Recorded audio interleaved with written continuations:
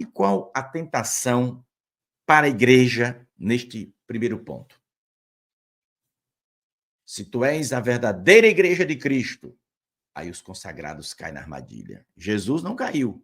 Jesus repreendeu Satanás, né?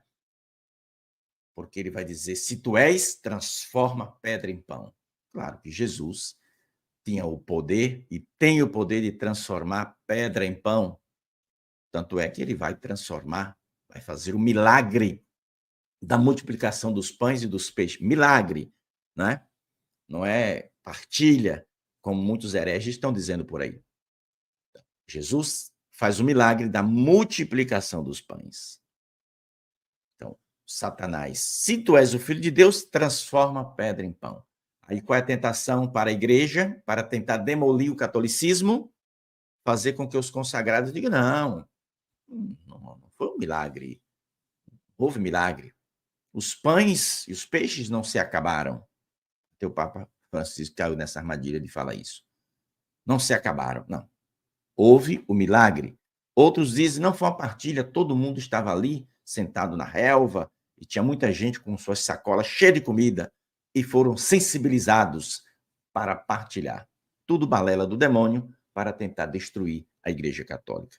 Porque um católico que escuta um padre, um bispo e um papa falar isso, o que é que eu estou fazendo nessa igreja? Eu li no Evangelho que é um milagre. A igreja ensinou por séculos que é milagre. Agora estão dizendo que não foi milagre. Então aí é momento de demolir a fé no coração de muitos católicos. Então, nessa parte, Jesus não caiu na armadilha, mas muita gente na sua igreja está caindo. Presta bem atenção. Estou fazendo aqui uma análise sobre esta tentação e trazendo, né, para a atualidade, de que forma Satanás atua hoje, né, para demolir o catolicismo. Ô Pedro, mas você acha que o demônio vai conseguir destruir a igreja completamente? Não. Mas vai derrubar muitas paredes. Estou usando uma metáfora.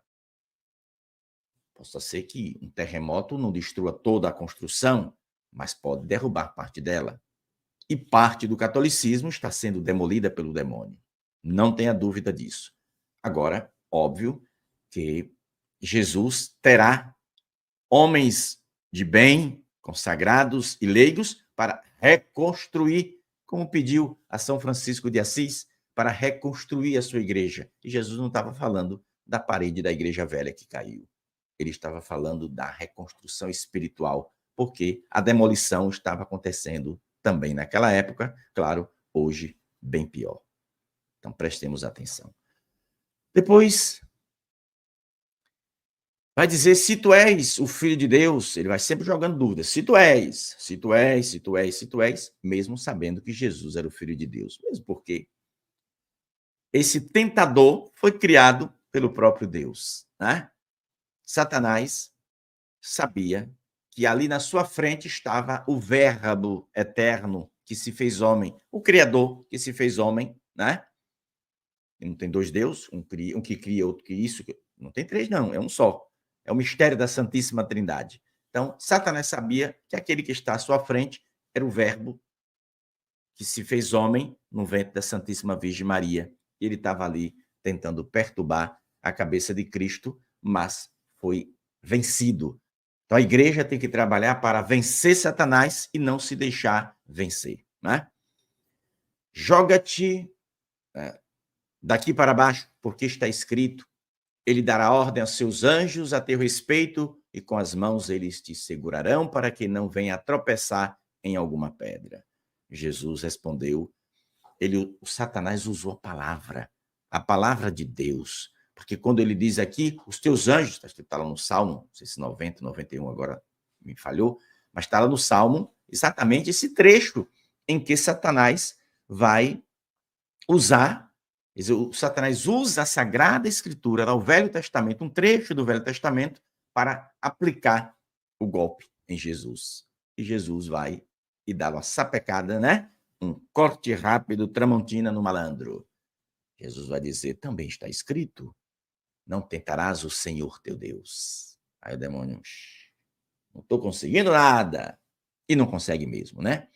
Depois o diabo levou Jesus a um lugar muito alto e mostrou todos os reinos da terra. Aí encanta, né? Os reinos da terra. Eu te darei tudo se você se prostrar e me adorar. E agora? Como está a igreja nesta tentação? Está caindo sentado em berço esplêndido de fogo. Muitos consagrados estão caindo nessa armadilha, na busca do poder, da fama, do dinheiro. Eu não estou dizendo que um padre não pode ter um carro bom. Entendeu? Não estou dizendo isso, não. Que às vezes eu falo com os padres, meu amigo, troca esse carro, padre, tá velho demais, já espatifando. Eu chego até a dizer. Mas não estou falando aqui do exagero, de um padre viver, ter um carro bom, ter uma casa boa. Não vejo pecado nenhum. Uma casa paroquial boa é para ter uma casa de taipa. Se for preciso, se todo mundo tem, então pode ser que sim, não tem problema. Mas se uns têm uma casa boa, por que o outro não pode ter? Mas que nada disso envaideça o padre. Que nada disso encha os seus olhos de estrelinhas, entende? Então, aí, nessa tentação, né, muita gente na igreja tem caído também. Porque Satanás está mostrando as riquezas, né? Os tesouros deste mundo. E aí, tem gente que está... Satanás diz para Jesus, lança-te neste abismo, porque os anjos vêm para te socorrer. A gente sabe que a igreja, no tempo de hoje, muitos consagrados são empurrados para o abismo. Mas por que Jesus não caiu naquele abismo? Porque ele é Deus. Ele sabe que o demônio não tem poder sobre ele, estava ali tentando convencê-lo e Jesus sempre com resposta certeira, coisa que muitos consagrados não têm. São levados para o abismo da indiferença, são levados para o abismo do ecumenismo, em que, atenção, para não achar, o Pedro, você é contra o ecumenismo? Esse de hoje, 100% contra.